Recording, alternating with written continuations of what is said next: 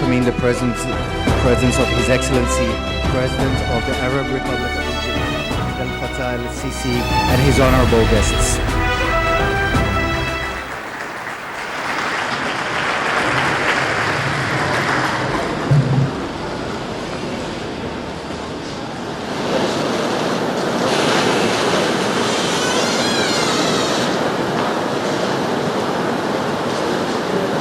صباح الخير يا فندم. تفضل استلام. Morning, would you please be seated?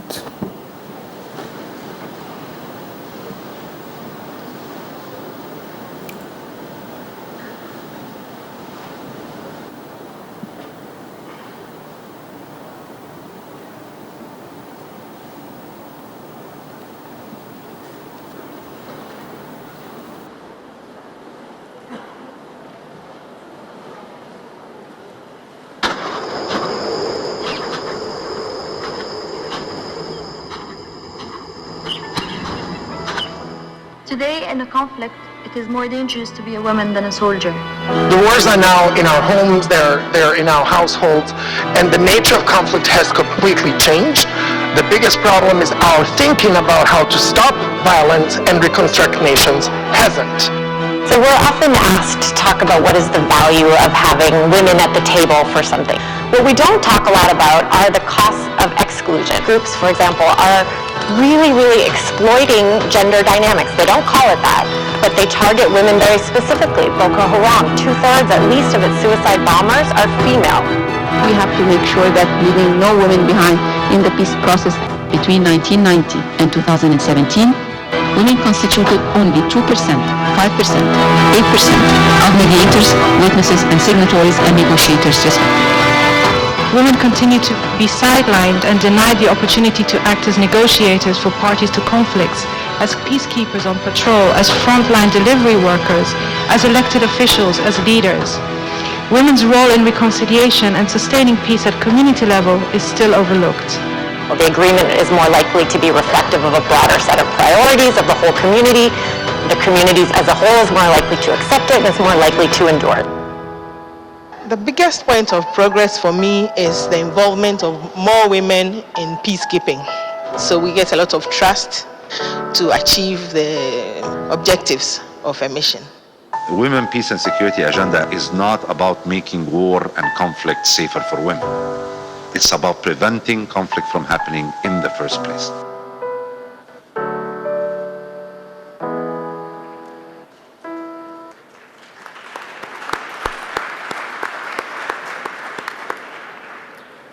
Good morning, Your صباح الخير سعادتي عبد الفتاح السيسي رئيس الدولة. سيداتي وسادتي، اسمي كفالي وأنا باحثة متخصصة في دراسات الأمن في بريتوريا بجنوب أفريقيا.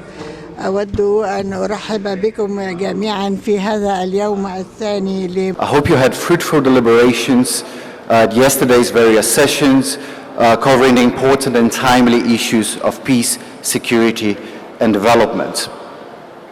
First of all, let me take this opportunity to thank the Egyptian government, the Cairo Center, and partners for putting together such an important, relevant, and timely gathering. At the ISS, we are humble and grateful for the opportunity to have supported you in this process as a knowledge partner. The session is titled More Than a Seat at the Table, Advancing African Women's Meaningful Contribution to Peace, Security and Development in Africa. In order to carry these discussions, we have 5 outstanding speakers who will share their thoughts, views, remarks, and ways in which we can advance the Women, Peace and Security agenda in Africa and in the world, and what are some of the actionable recommendations in which we can do to achieve that.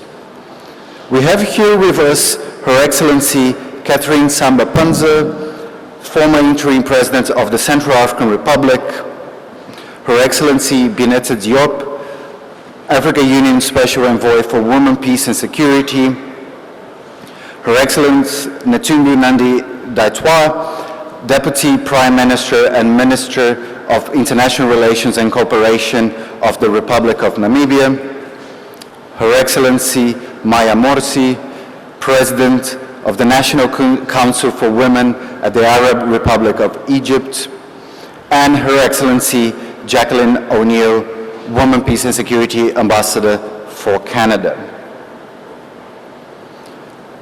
3 weeks to the new year, the timing for this discussion couldn't be more important. In 2020, we commemorate and actually celebrate the 20th anniversary of UN Security Council Resolution 1325. The resolution is seen as a milestone, not only because it codifies ways in which we can design processes that effectively address the barriers for the participation of women in peace and security processes.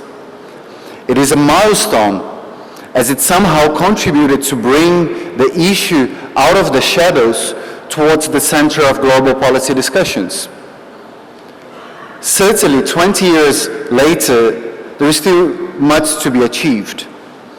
And one could argue that much more focused efforts need to be undertaken for us to consider the resolution effectively achieving its objectives.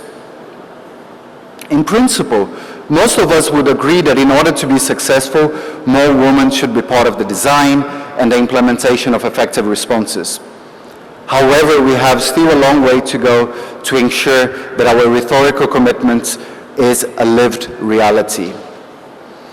The constructive participation of women is not an issue that should be seen as a tick in the box or just a requirement to give legitimacy to specific responses. It is an effort where men and women have to work together in the pursuit of sustainability. And this, for me, is critical. If our main goal is sustainability, as presented in the very title of this forum, it seems obvious that peace and development processes can only be achieved if the entire society is involved from the start and truly be part in the shared identification of opportunities for a common future. And maybe the issue at stake is how we overcome pre-established practices that still design responses around patriarchal ideas of who sits at the table and who makes decisions. So how do we overcome the structural barriers for increasing the role of women and girls in broader societies? What are the challenges and opportunities that the inclusivity bring? And how can African countries advance the comprehensive and effective contribution of women in preventing conflicts and sustaining peace? These are some of the issues that we would like to address today. And considering that I'm not an expert on these issues, let me stop here and give the floor to our eminent speakers to share their wisdom. As a moderator and a male one, my role is not to perpetuate stereotypes of males that are trying to mansplain things or take away the important role that women should play. And that's why we have those outstanding speakers that will be sharing the views, thoughts, and actionable recommendations with us. I would like to start this conversation asking a question to Her Excellency, Madam Catherine Samba-Panza. Your Excellency, you were the first woman to hold the position of a head of state in your country, becoming effectively a role model to many African women. You broke stereotypes and overcame barriers to women's meaningful role in society. My question then is, how should African leaders and societies overcome structural barriers that stand in the way of women's empowerment and gender equality? You have the floor, Your Excellency.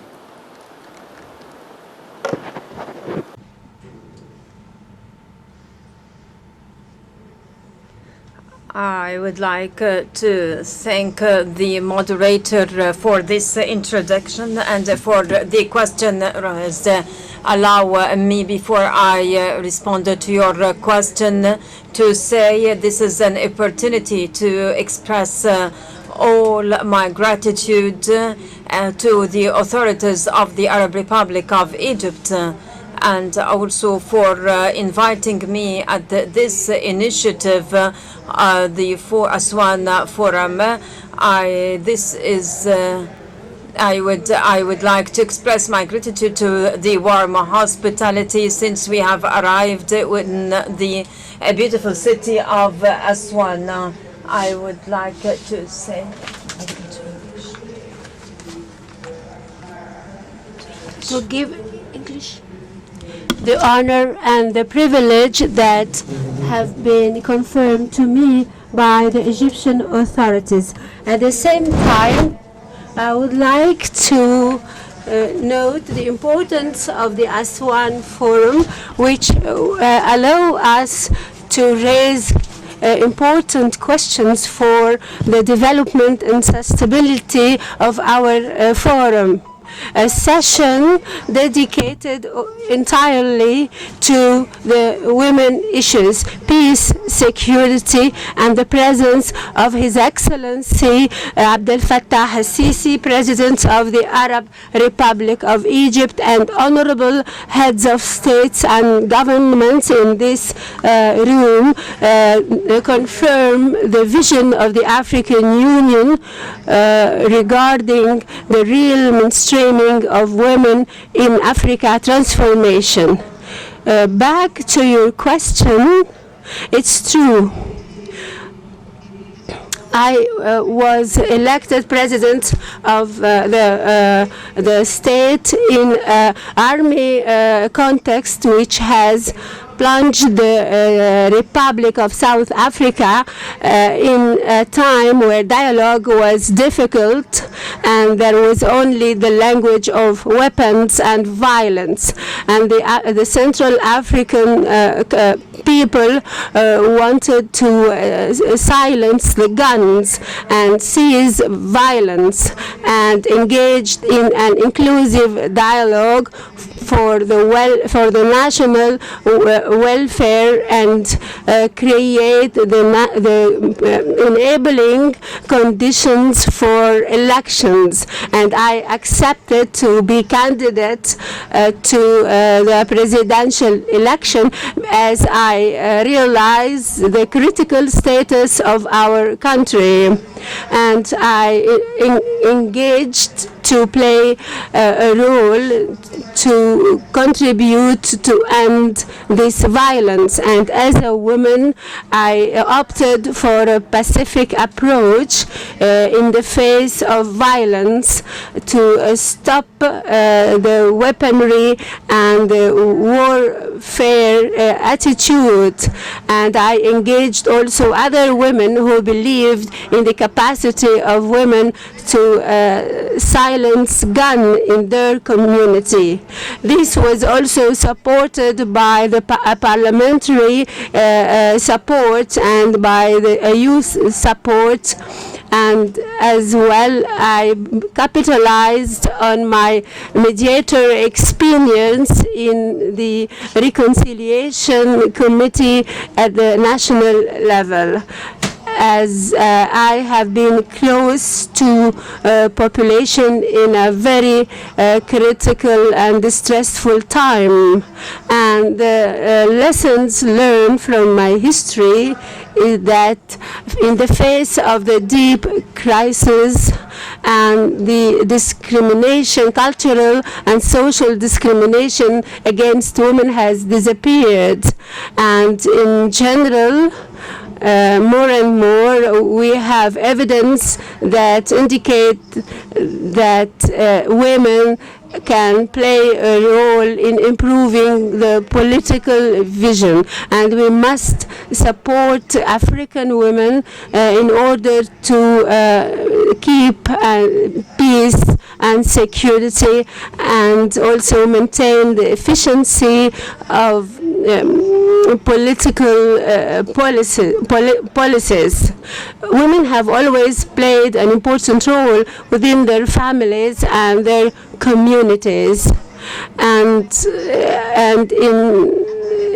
in a very much convenient context, women have proved themselves, but the continent has always had an ambiguous vision regarding women.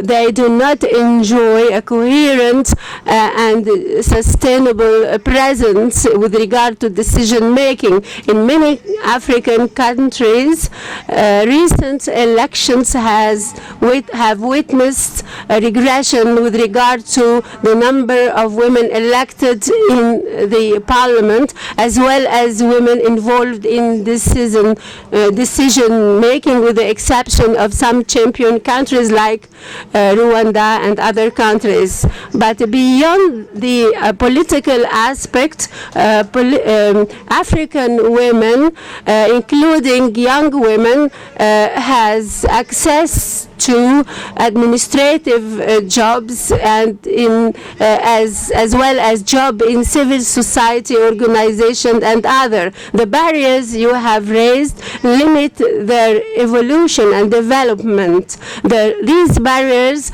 are of economic and social and political type. And at the economic level, there is a nexus between the financial capacities of women and the confirmation of her leadership, political leadership. Some women cannot prove themselves because they do not have the appropriate tools which would facilitate their engagement within their communities. Therefore, women should play significant and substantial roles in their communities with regard to peace building and security.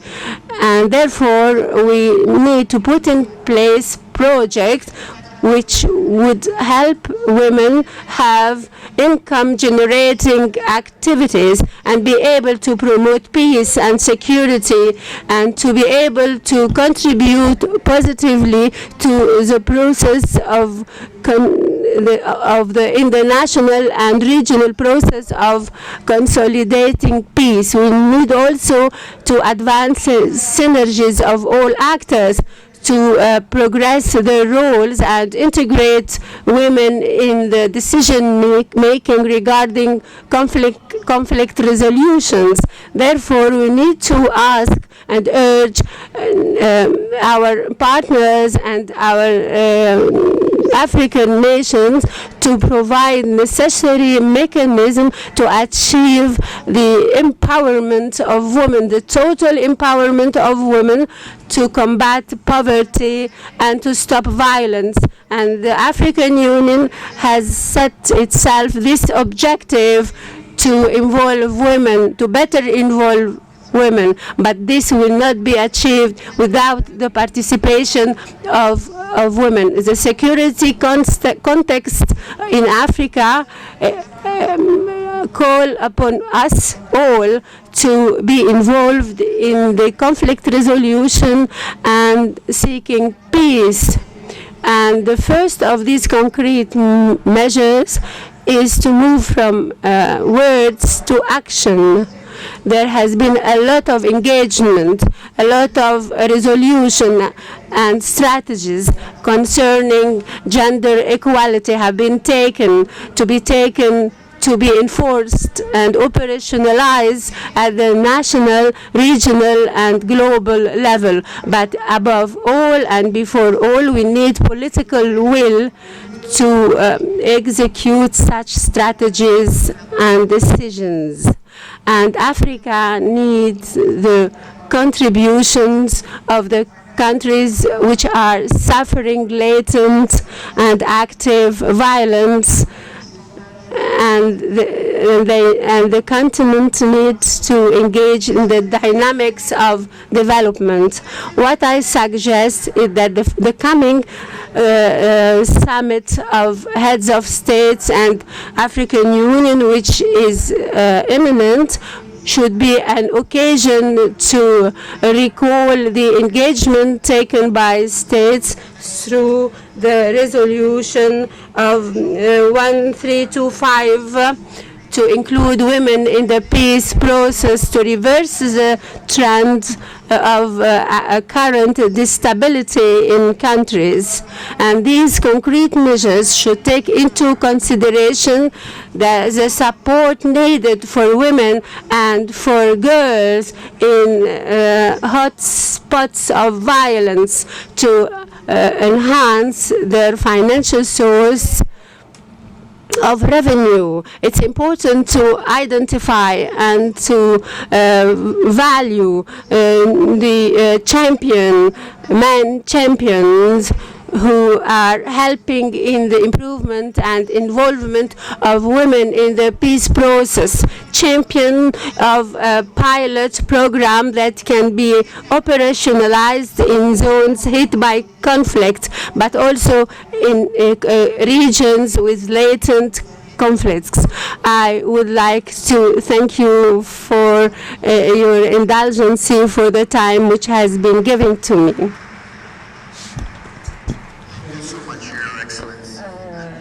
شكرا جزيلا وبالاستماع إلى الكلمة. To identify ways in which we break those barriers, but we need to generate more evidence in terms of how much do we know that we've made progress and where we are that allows responses to become more effective.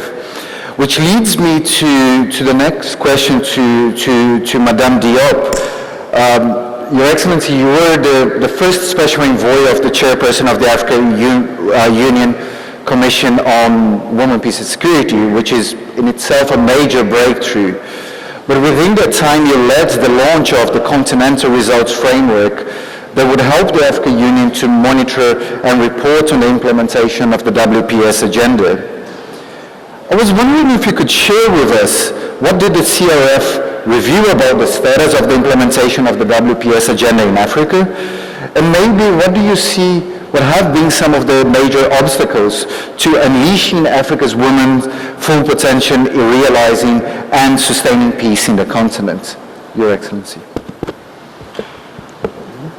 Thank you so much, Moderator, Excellency, President Abdel Fattah El-Sisi, President Mohamed Buhari, Excellencies, distinguished guests and participants.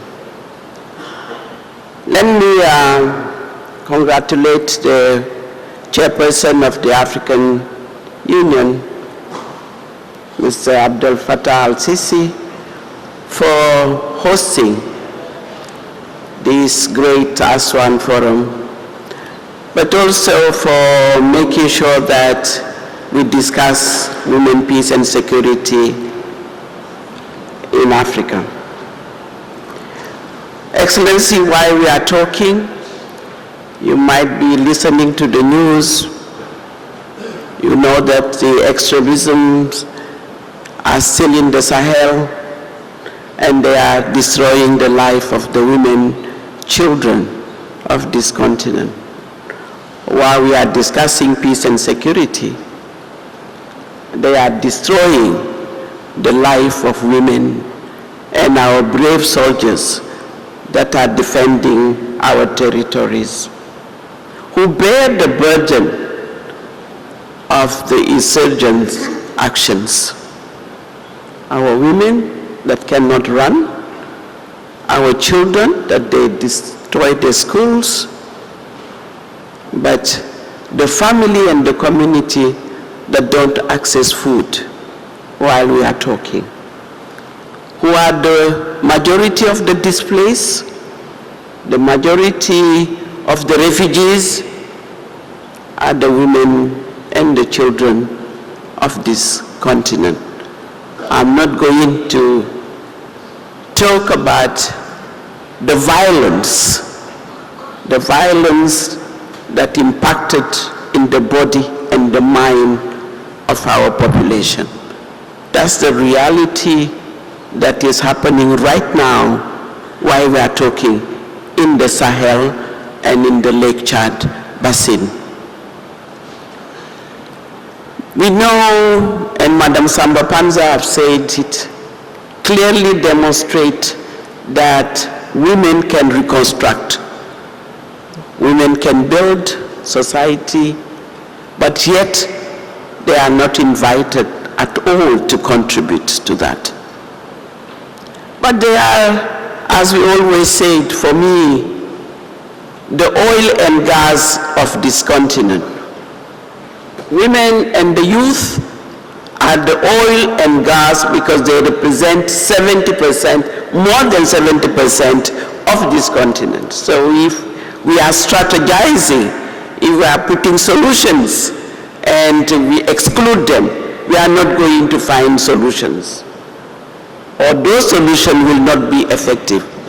And that's why, speaking to you, we are saying, let's look into real, concrete data and make sure that we understand what we're talking about. We have concrete examples. Liberia is one, Central African Republic is another one, but so many, Sierra Leone, name them, who reconstruct, who rebuild society, who mediated the community. In Rwanda, where we had genocide, are the women. So we need to create that space for the women, for the youth, to bring their voice and contribute. Coming to the data, globally, only 2% of women are chief mediators. Only, globally, I'm not talking just about Africa. 9% of women have signing agreement. But we know that it's likely to fail in the 5 to 10 years to come if women are not at the table. But we tend to invite who? Those who hold the guns. Yes, we want to silence the guns. And we are very happy that prior to this meeting with the Prime Minister Lamamra, we are able to sit and say, how do we silence the gun? Because it should be a process. It's not just one action. Throughout the coming years, put strategy to silence the gun in this. Silencing the gun meaning you bring the majority of our population, the community at the center. We are very happy that Egypt is going to join the club of adopting National Action Plan of Women, Peace and Security. West Africa, majority, all the countries have adopted plan of action, including my country, Senegal and Nigeria.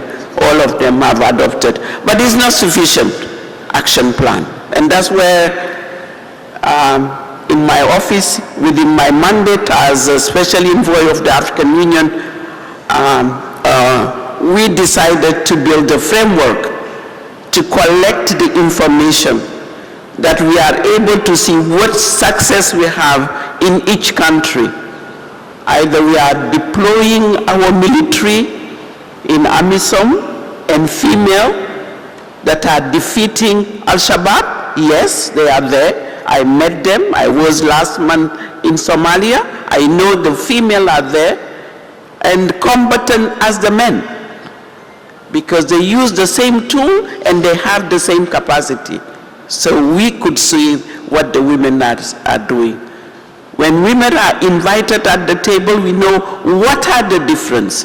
They bring the human security agenda because they need infrastructure. We are rebuilding. They need schools, but they need clinics, hospitals. This is issues that the women bring at the table when they are invited.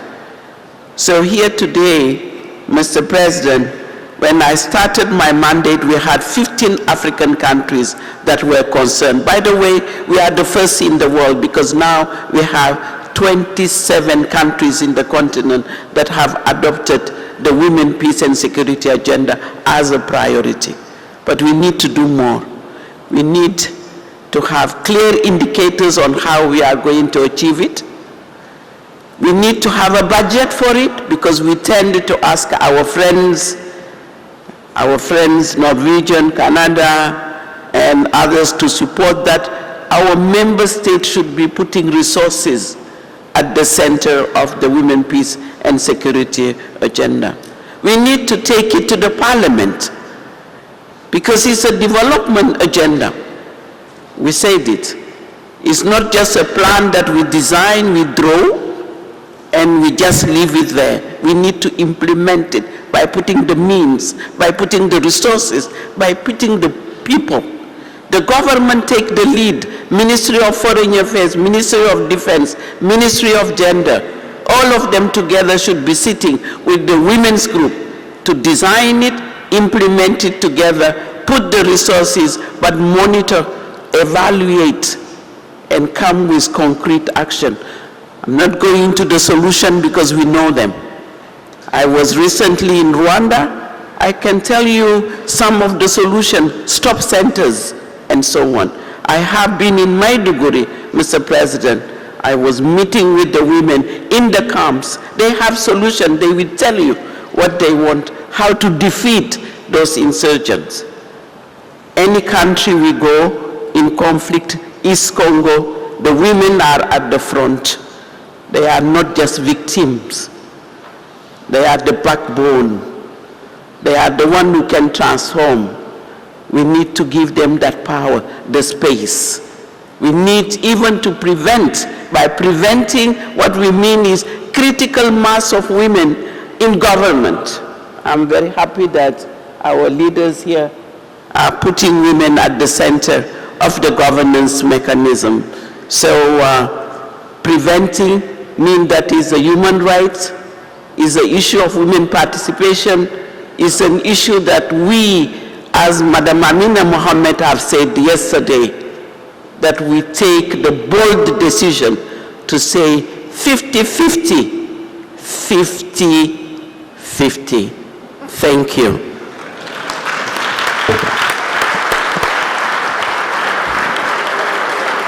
Thank you so much, Your Excellency. And certainly in the first two remarks that we had this morning, this issue around action beyond rhetoric have all been highlighted. And that's what leads me to my next question, to Namibia. Namibia has an important role in the rhetorical aspect because it was effectively one of the countries that really championed Resolution 1325 in 2000 when they were members of the Security Council. But recently, with the adoption of their National Action Plan, provides a really interesting experience on how countries can develop a comprehensive type of approach and engagements between different ministries like gender, defense, interior, and other relevant entities. But also thinking through the issue of implementation, the idea of having an interesting financing model and how that can be used as a good practice for other countries in the region, the continent, and the world. Your Excellency, Nandi Daitwa, I wanted to ask you a question from your own experience in Namibia on how have you been able as a country to develop a process that is nationally our own, inclusive, but particularly sustainable finance through your National Action Plan. Thank you.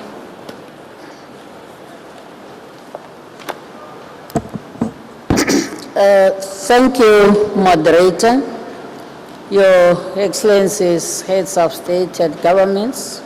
First, I would like to thank the President of the Arab Republic of Egypt that since assuming the chair of the AU, we have really seen a lot of activities highlighting the importance of the AU and how the AU member states and individual citizens should own the process. As a member of this organization, we are very proud that Egypt is really giving leadership to the African Union and to the African citizenship. And the hosting of this forum and the topic chosen is the underlining factor of the important role Egypt has put to the Africa to realize Agenda 2063. Particularly that we all know that peace is the prerequisite for development. And inclusivity is very, very important. And that's why when we talk about peace, to make it sustainable, we have to ensure that both men and women are included. We have very good examples The Central Africa is an example when Madame Christina has really made us proud. Madame Helen Salif in Liberia also have made us proud because they came into the leadership at a time when their countries were in a very difficult situation, but they have used their skills and their sustainability in what is happening in those countries. Yes, experience also tells us as Africa that women historically have played a central role in the liberation of Africa. From Algeria, the north, we have seen the role of women, and coming to the south, which includes Namibia, we have seen the role of women. And that is why in the multilateral arena, we realize that if we are talking about peace and women are not coming on the table, we are not going to solve the problem. So that is why in 2000, when we served in the Security Council and chaired in the month of October, we decided to introduce that discussion on women and peace that resulted in the adoption of Resolution 1325. And that was for the first time that the international community has come to recognize the role women can play, not just to be seen as victims in the conflict, but to be seen as major role player if peace can be sustained. And when the review of that resolution was done in 2015, of course, comparing to other resolutions that were passed thereafter, it was realized that there's still a lot that needs to be done so that we can realize the true integration of women into the peace process. Hence, a decision was taken that member states should adopt national action plan in order to ensure the full implementation of the Women Peace Agenda. Why the National Action Plan were found necessary? The National Action Plan were found necessary because they are seen as a tool whereby each member state has to put on the table for themselves as what should they do in order to make sure that they contribute to the Women Peace Agenda. You know, the intention is for the integration of women in the whole process. But since we are in different member states, are governed by our national laws, governing by our own procedures, it was then necessary that each country, you go to your own, to your own national mechanism and then agree on how you can make sure that women are part and parcel of the agenda for peace in the world. Hence the requirement for member states to develop their national action plan. Now in Namibia, first before we develop the national action plan, we have decided to look into the analyzing budgets of different ministries in the country and to see how they can incorporate the peace agenda in their specific budget. Because for you to be successful in what you are doing, you have to be very comprehensive. And budgeting is very, very important because you have to plan everything to ensure the implementation. The ministries that we looked at security and economic ministry. For example, we looked at the Ministry of Defense, we looked at the Ministry of Safety and Security, we looked at the Ministry of Finance, we looked at the National Planning Commission, we looked at the Ministry of Transport, Works and Transport, and then the Ministry of Mines and Energy. How do we mobilize resources along within those ministries to make sure that the issue of the women peace agenda become part of the national planning. And then now it was after that when we start now to develop our national action plan, it was a very consultative process. It included all those government institutions, it included the private sector, it also included the civil society, and it also included the community leaders, and as well as traditional and religious leaders, because we have to be very comprehensive.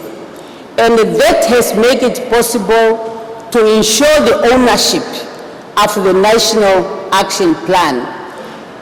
Of course, since we are talking about the multilateral part of it, and how the Namibians, both men and women, can participate in the international peace process, both at the level of the AU and the UN, the Ministry of Defense became the lead ministry in the development of our National Action Plan on the peace agenda. Currently, Namibia, as some might know, is one of those countries that contribute to the UN and to the AU peacekeeping operation. And we have made it a national responsibility that whenever we are participating in the UN peace process, we have to make sure that both men and women, they do participate. And that has helped us a lot, to the extent that we have those who have experience in peacekeeping operation. Nevertheless, we also realize that there is a need for sustainability and for us to continue developing the capacity. And that is why we have decided in Namibia to establish the Women Peace Center. The purpose of the Women Peace Center that we are going to establish, first of all, is to ensure the capacity building of our mediators and also better preparation for the peacekeepers. And when we talk about preparing the peacekeepers, it's not only those who are going into the field. You have also to look at their families. There are some people who become part of the peacekeeping operation. They are young families. They are leaving their young spouses behind. They are leaving their children. They need to be prepared psychologically as to what is, in which mission are their family members are going to serve, because anything can happen. We have seen some peacekeepers who sacrifice their lives in the course of defending international peace. Now you have to make sure that their families are prepared. May I also mention that in order to oversee the implementation of National Action Plan, there is a group of some member states have volunteered and established what we call the Gender Focal Point for Peace Agenda. It was established in 2016. The first meeting took place in New York. Namibia is a member. And then the second meeting was in Spain, the third in Germany, and the last one this year took place in Namibia, when Namibia chairs that Gender Focal Point Network. And the whole idea is to exchange information and to monitor as to how member states are implementing the Women Peace Agenda. We are happy that we are going to hand over the chair to Canada, who is going to be the next chair of the network. But within the framework of the Troika, Namibia will remain part of the Troika in order to oversee that. So therefore, in developing the National Action Plan, inclusivity is very necessary if it can be sustainable and if it can be able to achieve its objective. At the end, I want to echo the sentiments of the Deputy Secretary General yesterday when she was in the panel. Really, we are talking about mainstreaming gender. I'm looking to our panel today. Of course, I'm happy we are women here, but if you can look deeper, the selection could be better. We cannot say because it's discussing women in peace, it should just be women who should be in the panel. How do we mainstream? If when we come to gender issues, let the women talk about them. When we come to other issues, let men discuss them because they are considered to be maybe hard issues. So these are the things we need to address so that all of us can be at par. I really appreciate the opportunity given to us, but I really felt we could be better if the panel was balanced, because we are talking about everybody to participate. Thank you very much. Thank you very much, Your Excellency. And maybe to continue with the process of some of these national experiences, being here in Egypt for this forum, it would be extremely interesting to get some of the Egyptian experiences. And Her Excellency Maya Morsi, probably one of the most qualified persons to do that in this country. Your Excellency, in your capacity as the President of the National Council for Women of Egypt, you really have led much of the implementation of the ambitious women's strategy. The result of the many breakthroughs, including 8 female ministers and more than 25% of representation of women in the Egyptian parliament. Could you maybe share a bit with us what are Egypt's next plans for advancing women's full and meaningful contribution to sustainable peace and development? صباح الخير فخامة السيد الرئيس عبد الفتاح السيسي ضيوف مصر الكرام تعرضت المرأة. Good morning, Your Excellency President Abdel Fattah El-Sisi.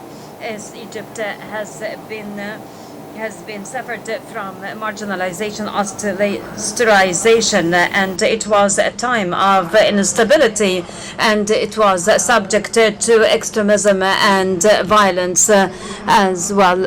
But she refused to be to subdue, and it also refused a regime that would threaten its security. The Egyptian woman right now lives a golden age which keeps and maintains its rights and gains, and it unleashed her dreams and the right to development. His Excellency the President acknowledges 2017 as a year of women, and also the women strategy in 2030. The UN announced that it is the first global initiative within the framework of sustainable development. We have 25% of the women represented in the parliament, 15% in the parliament by virtue of the constitutional amendments approved by the Egyptian people, and we have 25 quota in the upcoming parliament and in the municipalities.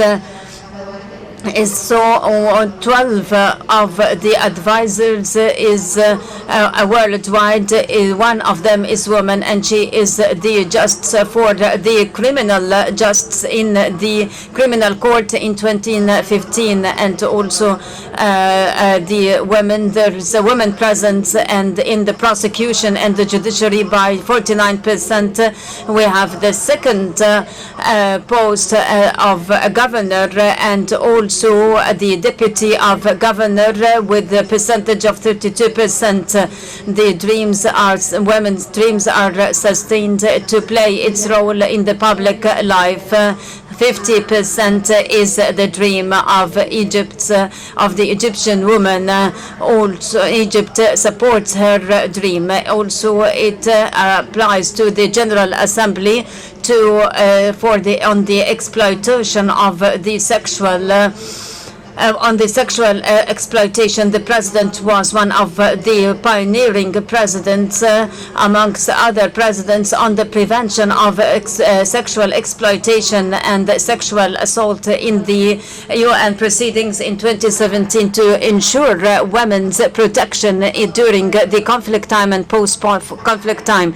The president appealed to the world in the World Youth Forum 2018 to acknowledge ISIS crimes against women, girls, and his speech with Yazidi girl, in his talk with the Yazidi girl Nadia Murad. In the Euromed Women Network, we support this network as well as the goals at the creation of the Arab Network. Egypt annexed to the National Communication Network on Peace and Women and Security by Spain. Egypt also is pledged in the Peace Conference in UN to increase the peacekeepers of weapon by 10% amongst the police by 2020. It is worth noting that Egypt is ranked as one of the 10 world countries participating in the peacekeepers. We have now 10 peacekeepers of female. Also, we have the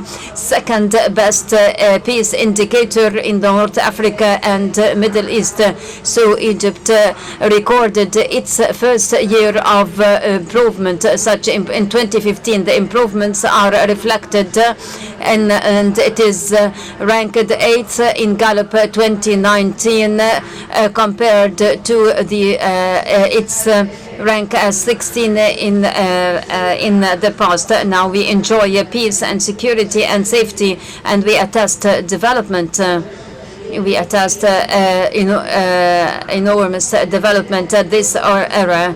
The women, peace and security agenda even are adopted by countries which enjoy peace and security. In 2015, the Ministry of Foreign Affairs declared a national action plan for peace, women and security in conjunction with the National Council of Women, CCCPA, and also the leadership protects women at the efforts of peace, security, and women within the framework.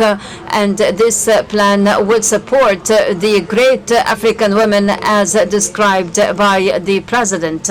And the women, peace and security agenda is applied within the international, regional and national context, and it varies from one area to another. The national possessions and the national priorities are prerequisites for the success of the agenda. On the pivots of the protection, prevention, participation, refreshment, and engagement and peace efforts, the plan will promote women's roles in combating terrorism and also early warning system, identifying the indicators of the extremist ideologies of girls and boys, building capacities of peacekeepers in combating sexual violence at conflict time, the expansion of the leadership, women leadership as women peacemaker and other programs, also the expansion of raising awareness, because awareness is a national issue, providing provision of assistance for African women for the early diagnosis and also the prevention of conflicts. So women holding posts of leadership would be in one form of influence. It is the soft power and sustainable power. The women presence on the political arena would protect the peace and security. The aware woman would prevent the children from the evils and the malice of violence and extremism. Thank you. Thank you very much, Your Excellency. And so far this morning we had somehow of a continental round, from Bangui to Addis, from Windhoek to Cairo. And maybe it's also important for us to understand that while this is a critical issue for the African continent, strengthening the women, peace and security agenda is also a global affair, which bringing Canada to this to this forum then is particularly important. Canada has been one of the global champions of the Women, Peace and Security agenda, and maybe based on its long experience in the fields of peace and security, particularly the experiences around women, peace and security, maybe if you could share, Ambassador O'Neill, some of your own thoughts around how do you think some African countries could ensure the national action plans could be used to enhancing the impact in advancing the agenda, but particularly around that view that we shouldn't just be ticking the box, but effectively contributing to the empowerment of women in our field. Thank you very much. Thank you, Gustavo, and thank you again, Mr. President, Dr. Morsi, and others for hosting us. So indeed, there are about 84 countries in the world right now that have national action plans. Madam Diop mentioned 27 of them are in Africa, and I'm especially delighted to be here talking about this because a challenge that I face in Canada and around the world is the notion that this concept is somehow driven from the West or it comes from the outside. And part of the challenge that we've talked about throughout this forum is ensuring that people around the world have the accurate perception of Africa. And I think part of that perception is ensuring that people understand the roles that women have played for thousands of years in Africa and around the world. We talked about the roles women played in liberating and stabilizing, et cetera. And this agenda very much came out of Africa. It came, as Madam Deputy Prime Minister mentioned, from Namibia. The last time Canada was on the Security Council was with Namibia, and that was when 1325, the resolution, was passed. Even my own position is actually copied after the African Union. Madam Diop has been Special Envoy for Women, Peace and Security, and that was an idea that inspired our government to create my position as ambassador. And we're also just delighted to be in Egypt right now at this very formative and historical moment where a major regional leader is looking at creating a national action plan. And this is a country that's in a stable stage, looking at a national action plan as a tool for prevention and a tool for fighting radicalization, a whole host of issues. And that's a major, major step. And Gustavo, you mentioned that Dr. Morsi is one of the most qualified people in the country to talk about this. I think she's one of the most qualified people in the world to advise us all on national action plans. And the National Council for Women has been doing just tremendous work nationally to get this inclusive process going forward. And I think one of the biggest mistakes many of us make is to try to rush very quickly to get these action plans done and then hope they'll be quickly implemented. But I think taking the time to do it thoughtfully is very important. And one of the things that I think we can all do is learn from the last 15 years. And so that's what I want to focus on very briefly now. What are some of the key lessons and insights that we've had from learning things sometimes the hard way over the last 15 years where we now have 84 plans? So generally, there are about 5 components of what we'd call a high-impact national action plan. So an action plan that is not just a box-checking exercise, but is something that is very, indeed, useful and transformative. First component is actual political will. And again, Mr. President, you being here today as part of this session, various other leaders, it's crucial that heads of state and senior leaders in government express support for this issue, otherwise it will go nowhere. The second one is an inclusive design process. The third one is budgeting and financing. The fourth is having results-based monitoring and evaluation. And the fifth is a form of localization or bringing it to the grassroots. And I'll speak very briefly about some of the lessons that we've learned and some of the opportunities that we've seen globally in each of those areas. So first on political will, Madam Diop mentioned increasing roles for legislatures and parliament. This is a crucial area to ensure that countries continue to support this agenda regardless of changes in positions of other positions.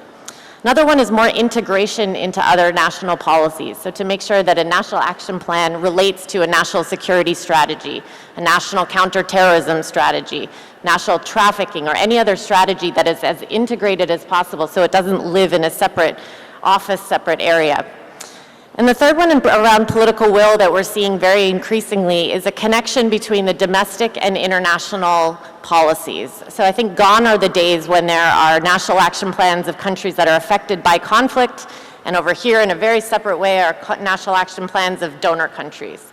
84 countries now and growing, and countries like Canada. When we started, we had 3 departments that were focused on our National Action Plan. We now have 9, and many of those focus on primarily domestic issues. They include public safety, national security. They include work with Indigenous communities within Canada. So much more focus on both what we're doing at home and abroad. So the second category of inclusive design process, we're seeing much more structured roles for civil society. My colleagues mentioned exactly how important civil society is in driving this agenda, and more national action plans and governments are really embracing them very directly in the structure of them. And as we said, we can't emphasize enough that this is an opportunity to bring in youth. We've talked so much about youth. There's so many important youth perspectives that need to be brought in the consultation process, as I know Dr. Morsi is leading. Another kind of trend that we're seeing in national action plans is real national ownership, which means sometimes moving away from the traditional pillars of this 1325. So participation, protection, prevention. Countries now are saying those are all very important, but that's not how we as a government are organized. That's not how we think about doing our business. And so we want to talk about issues like climate change, which again was first raised often by African women at the United Nations, the African Union, decades ago. Violent extremism, others. There are ways you can take your biggest priorities. None of us need to follow the structure that's been put forward. In terms of budgeting and resourcing, I mentioned there are 84 approximately national action plans. Only about 20 of them have budgets associated with them, especially at the time that they were introduced. Canada is not one of them. So I think we need to get a lot more serious about recognizing that while some of this work can shift when we have a political will, we also really need to professionalize this field. We can't just say, you believe in this issue and therefore you will change your practices. We have to invest in it. I think even at the UN, there were about 25 multi-donor trust funds that were set up between 2010 and 2017. Only 3 of them had specific gender targets or gender indicators, including for Somalia was one of them. So I think we need to be much more deliberate about that.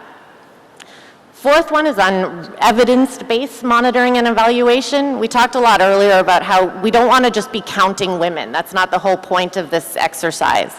It's to figure out we need women present, but we also need to make sure that structures, conversation systems are really engaging women to figure out what their priorities are. And one of the biggest things that we see when countries go from having their first national action plan to developing their second or their third is that they dramatically decrease the number of indicators they have. Because at first you start trying to count everything, and then you realize when you're trying to count everything, you're not actually counting anything, and you're just counting some numbers, but you're not tracking real change. So we're seeing many, many fewer indicators, but of things that are much more important.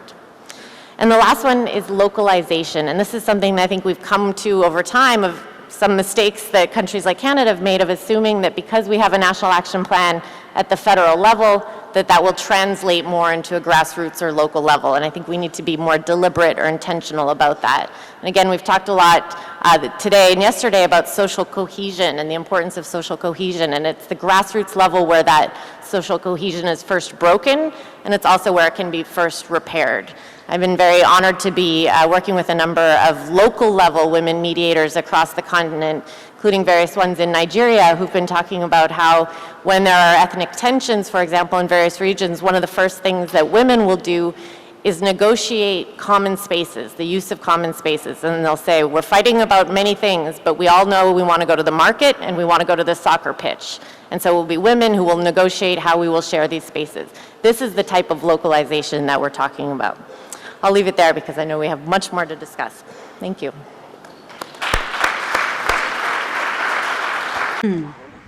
Much, Ambassador. And we only have around 10 minutes before we have to close this session.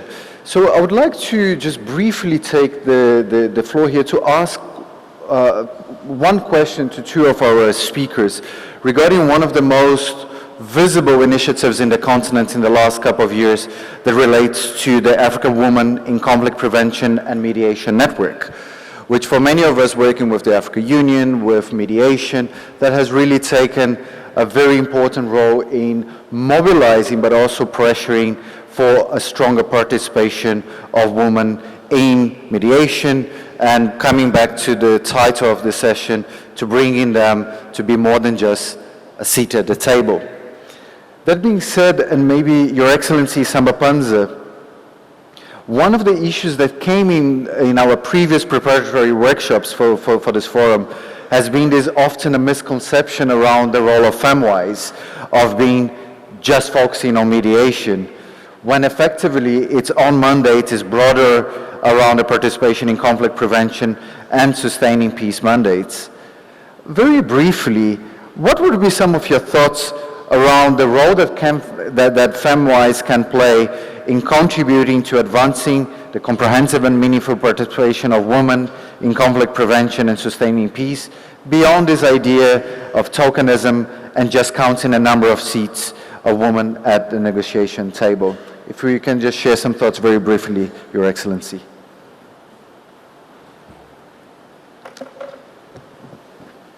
Je vous remercie infiniment de me donner l'occasion de parler de FemWise. This opportunity to speak on behalf of the African women. I would like to speak, as Mr. Spisaza said, and the President of Uganda. And FemWise in Africa, this is a network, it's a Pan-African network. This is the woman role in the prevention of conflict, and it 2017 par les chefs d'État et de gouvernement de l'Union africaine. Il était important de mettre un tel réseau sur le continent pour répondre justement aux préoccupations en matière d'implication des femmes dans les processus de paix et de médiation et de prévention des conflits. La création de FemWise Africa fait suite à un long processus de prise d'engagement, d'études de l'Union africaine, du rôle. The implication of women in conflict prevention and mediation. This is also a follow-up of a long process of research and studies over 15 years of studying and work to implement the decision of 1325. But in spite of all the efforts deployed at the national, regional, intercontinental level to operationalize those decisions and engagements, and in spite of the positive results obtained, there are many obstacles still persistent. Women are still very much excluded, and the place that it is given to them to the table of peace is not yet recognized, and women in all African countries are excluded from the process, as I've said, and men are playing the major part in this role. Women are engaged only in parallel or side processes, and their presence is important to prevent political conflicts in Africa. Conflicts in Africa are largely political and linked to elections, ethnic violence related to strives over natural resources, and these conflicts are mainly caused by women, and therefore men are men, and therefore men should be involved in solving them. And when a conflict is outbursts, and when there is a war, women are not considered fit to play a role in the war or in seeking peace. Women are excluded from the majority of peace process. We also note that the prior signal of conflict are always ignored, and conflict usually deteriorates, whereas conflict could have been avoided and prevented, and women could have played a good role in this issue. But women are called to intervene in an informal way. Unfortunately, women contribution and involvement is not recognized at this local level, and therefore no resources are invested in this process to enhance the role of women. We also observe a trend to focalize on external mediation, and led by prominent politicians, and also here women are excluded. Women can play a better role in mediation, which is the usual role of presidents and men, and we think that women need the technical support and they could play a national role in mediation and could play a better role in achieving better results. The WPS is a platform to enhance women's role in conflict prevention and in mediation and in restoring peace and in construction efforts and post-conflict building. And the peace process is composed of many stages, starting from initiating dialogue, signing peace agreement, and therefore mediation has a cross-cutting aspect, and therefore the FAMWISE agenda, mediation is in the forefront, but the number of African women has also found a place in the post-conflict phase and in the inclusive dialogue around the negotiation table and for achieving the peace process, and also in leveraging efforts to fight violence, and women can be better involved in mediation activities and peace process.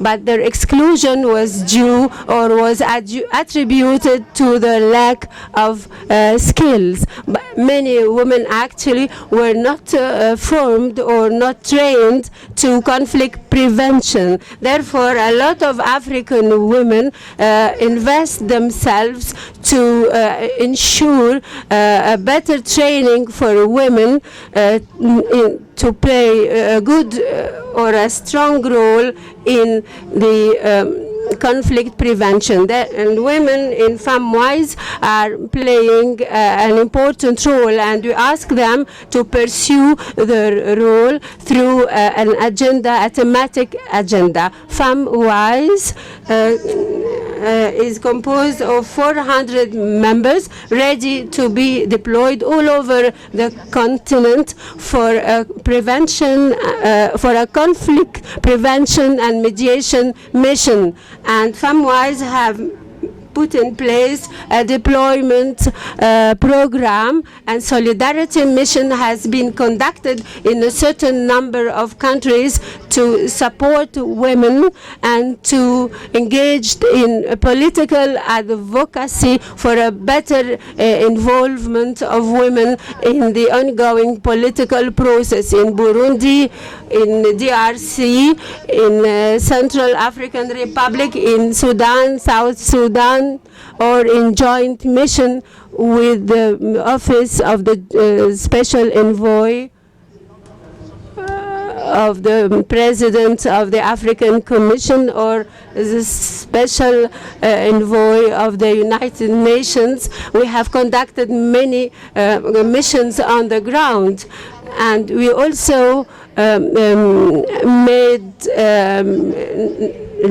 liaison activities through the offices of the United Nations, and we have recruited women from in Khartoum, and we also have project to recruit women from FAMWISE in the liaison offices of the United Nations in cooperation with the political office of the African Union, and women have been recruited to supervise elections, knowing that elections are a very critical process, and therefore we needed women to be involved on the ground. So FAMWISE have a wide range of activities and of intervention. Thank you very much.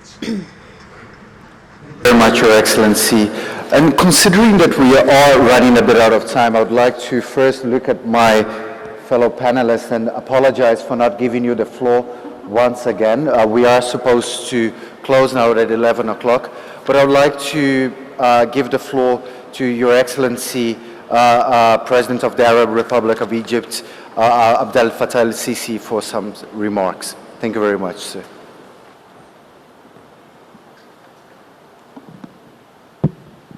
شكرا جزيلا. Thank you so much. Allow me to extend my appreciation and respect to all of you for your contributions and interventions on this key topic. As a matter of fact, I wouldn't speak in the same manner as you. However, I would speak about my own personal experience, an Egyptian individual with the great women of Egypt. The great women of Egypt are part of the great women in Africa and in the world. When I say this, I'm not speaking as a politician, and I'm not siding with one side. I'm speaking as a human being for all of those who listen to me, whether in this hall or in Egypt or in Africa. The political will can never emanate unless from a deep conviction. There has to be a real conviction that would turn into a political will and to interpret it into deeds. What is our story in Egypt? We have a great story in Egypt. At least over the past 10 years, Egypt had undergone numerous incidents. As this topic was tackled by Dr. Maya, that the Egyptian women stood against, firmly stood against in 2013 the regime in order to maintain the Egyptian identity. Did anyone in Egypt called upon women to play this role? No. It found herself responsible for playing this role in order to protect her nation and to protect the forthcoming generations. The Egyptian woman moved in face of stern and very harsh conditions. And they said we wouldn't accept this, and we have to change reality. Then, at that time, the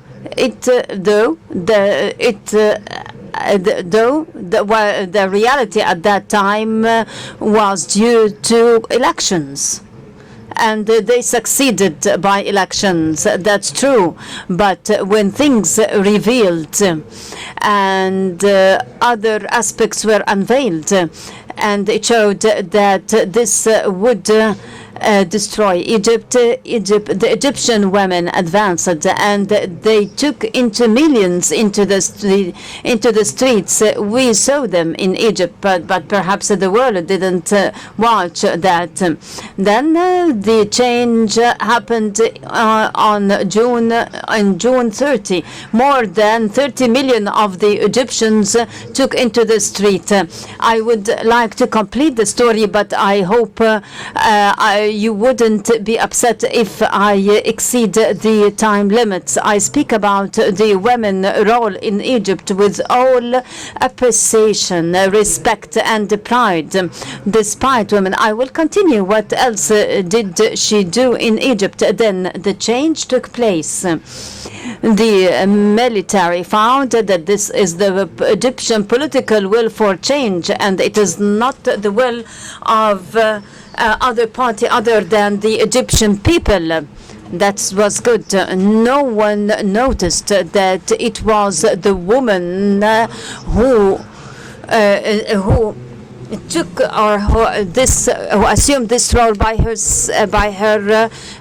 At that time, Egypt was very turbulent, and the other elements gave the impression that what happened on July 3rd was a change by force. So on the July 24th, I said I requested the Egyptian people to take into the streets once again. On Friday, that was, I declared that on Wednesday at noon. So I asked I requested the Egyptian people to take into the streets on Friday to mandate me to combat violence, extremism, and terrorism. At that time, that was during the month of Ramadan, the Egyptian woman escorted her kids and husbands into the streets. More than 35 million Egyptian citizens authorized me to continue and to combat extremism and terrorism. More than 35 million citizens took into the streets. I'm not exaggerating. Perhaps that the Egyptians didn't notice that. I noticed it. I noticed the role and the might, the power, the seriousness and the responsibility that could be assumed by the Egyptian women in our country, in Egypt and in Africa. In Africa and Egypt, we are not as rich as the European countries, USA and Canada. Our conditions are harsher. That's why the women role in our countries are far more difficult, because they play a greater role to look after their families and their kids. And then there was terrorism, which means martyrs, victims, casualties. So the martyr would be a husband or a son or a brother. Over the past 5 years, on all occasions of honoring the martyrs' families, no single woman complained or even expressed a word of complaint of her on her grief.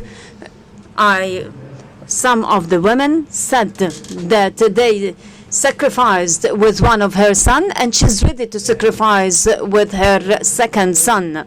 So this was another action that I took note of. I said we shouldn't be aware as Egyptians to give the great Egyptian women the right position and the well-deserved position, that worthy position held by them. So let me continue in order to know whether women could contribute or play a role in conflicts and in negotiations. I say what else the women did do in Egypt.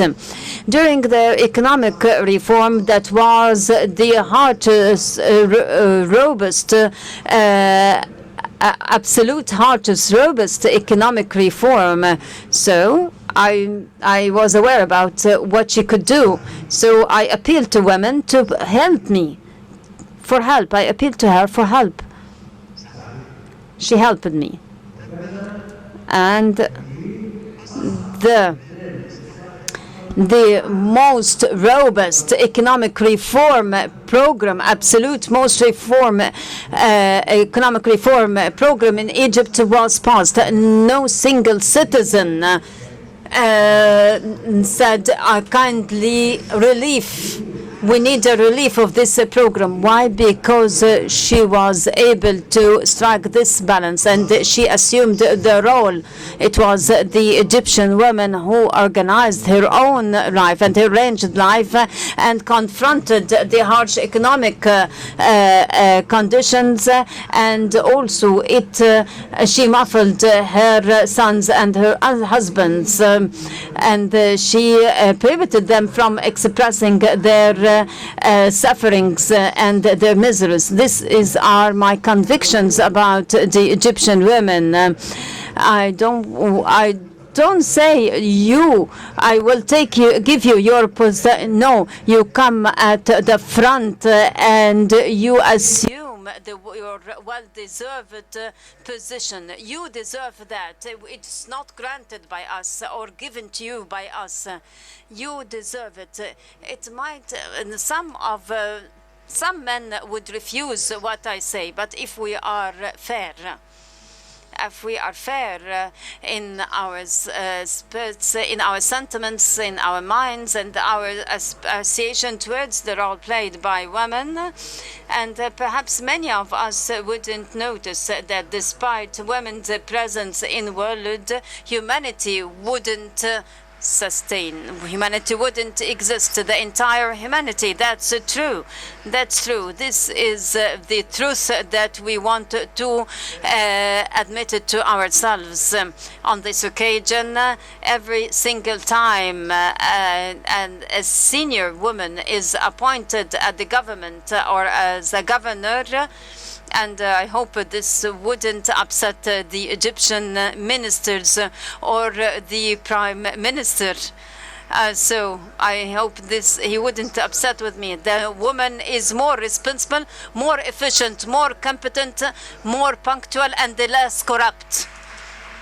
And let me say, she's not corrupt at all. This is an opportunity for you to watch a practical, real experience that we lived with in Egypt. We say this for the people in order to benefit from, in order to miss the opportunity of women's participation and her advancement side by side by women.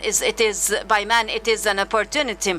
Kindly take this opportunity to your countries. One thing is left. Dr. Maya spoke about ministers and the parliament representatives and governors. One thing more, it's not all about Egypt. We run and we have our vocation, and this is our vocation in Africa in 2063, and this is the well-deserved position for women in Egypt and Africa. There was a debate, and now women. There is a debate on the human family affairs in Egypt, and perhaps the women see that this law is not up to justice and safety, and it doesn't ban strike. I would like to seize the opportunity and to say I wouldn't promulgate a law or endorse a law that wouldn't show justice to you. It's a matter of right. I understand that the parliament and the representatives are very keen on balanced deliberations and equal deliberations with regards this draft bill. One thing more is left, and I would like to address men here. Be men. Be real men. Be real men. So it is manhood is valor, balance, and kindly bend in respect to women. Kindly bend in respect to women.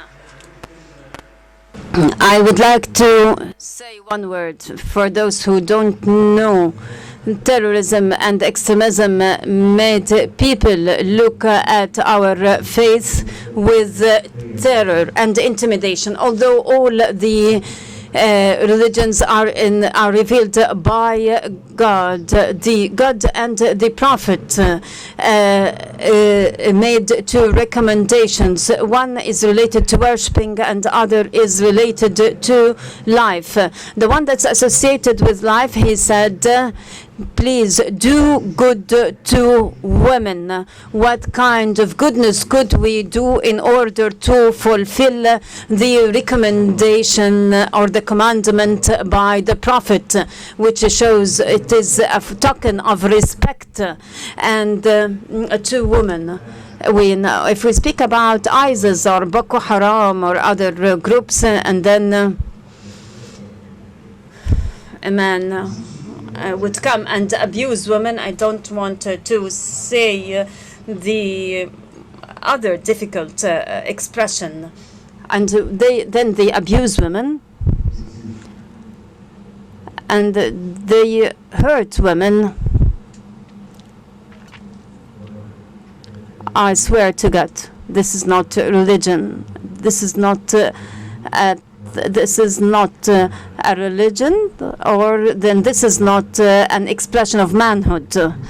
I would, from my position, I speak to all women in Egypt, Africa, and the world. All respect, all appreciation, all pride is given to you, and you have to go forward and assume your well-deserved position. Thank you so much. Thank you very much, Your Excellency. Thank you, heads of states. And I would like to thank once again our panelists. Once again, I'm sorry for not giving you the floor once again to speak.